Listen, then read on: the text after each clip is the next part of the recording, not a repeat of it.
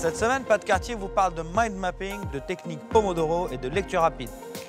Vous êtes peut-être étranger à ces notions, c'était le cas de Mohamed, professeur à La Courneuve, avant qu'il ne s'intéresse à ces techniques d'apprentissage qui améliorent les performances du cerveau.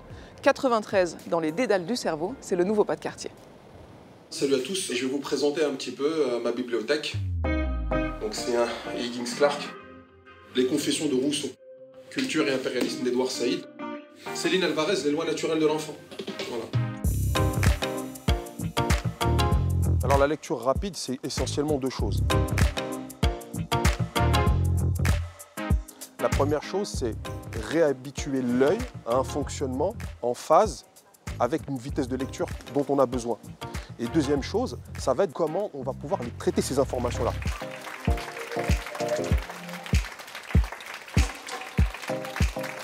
I participated to speed reading. I win the French championship and now the world championship. I'm very happy.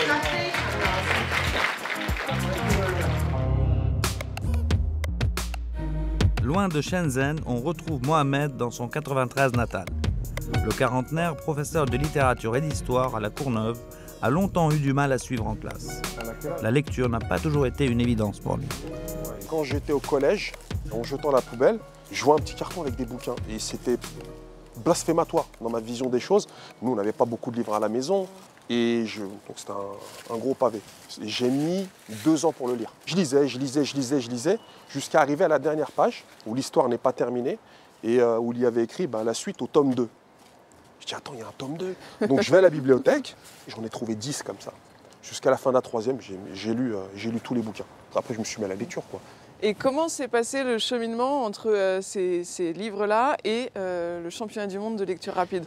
Un jour, je me rappelle, j'étais à la fac de Paris 8, j'avais un livre d'histoire romaine et je m'étais chronométré pour voir comment j'allais adopter une stratégie de lecture. Et j'avais lu 10 pages en 1 heure. Et ça m'a démoralisé.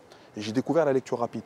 Et quand on a la capacité de lire un livre de 200 pages en 1 heure, de transformer ses cours d'une certaine manière pour les rendre plus accessibles, on n'a plus peur de la forme des choses. Un gros bouquin, ça ne veut rien dire en réalité. Il faut juste trouver le bon angle d'approche et mettre en place une stratégie, et puis on y arrive. Exercice. Quand je vais lire, je garde un peu la tête haute pour que celui qui est en face de moi voit mes yeux. Allez-y.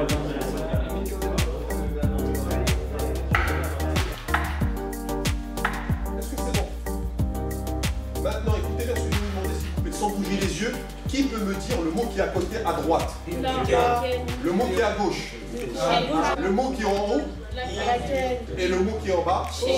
Ok, vous êtes capable de voir quelque chose et de lire ce qui est autour. Mohamed lance ses premières formations à la rentrée 2018. Il enseigne techniques de concentration et de mémorisation à des cadres, des étudiants, mais aussi des jeunes de quartier. Est-ce que tu as l'impression que chez la jeunesse des quartiers, il y a une barrière mentale par rapport à la lecture, au livre en général? Les élèves ont un gros problème avec le livre.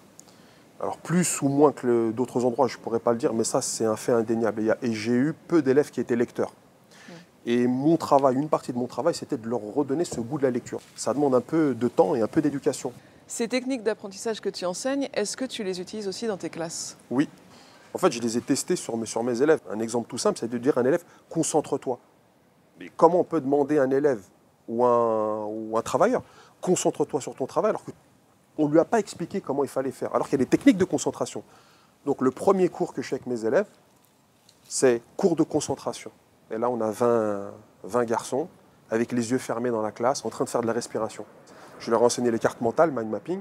Je leur ai enseigné à travailler en Pomodoro et à fractionner leur travail. Et je leur ai donné, bien sûr, de la lecture rapide. La carte mentale est une technique de prise de notes qui s'appuie sur le dessin. Ce dessin est supposé refléter un cheminement et permet d'organiser ses idées, les lier et ainsi les mémoriser. Parmi les élèves de Mohamed qui mettent en pratique ces techniques au quotidien, Mehdi, ancien sportif, aujourd'hui entrepreneur à La Courneuve. Bonjour Mehdi. Toi aussi. Ça va? Tu vas bien? Voici les nouveaux locaux. D'accord. Comme tu vois les allées, on est en train de les aménager. Dans une semaine, Mehdi ouvre les portes de son nouveau commerce de pièces auto. Il est convaincu que la formation l'a aidé le jour où il a fallu défendre ce projet.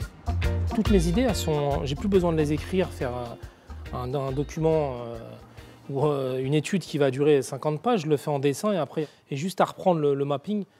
le visualiser et tout redémarre. Au lieu de rechercher ses notes, ces méthodes-là m'amènent quelque chose de plus bon, subtil, quoi. de plus Ouais, zen, de plus... bon, c'est fin, c'est comme les Japonais, c'est un maître sushi avec ça.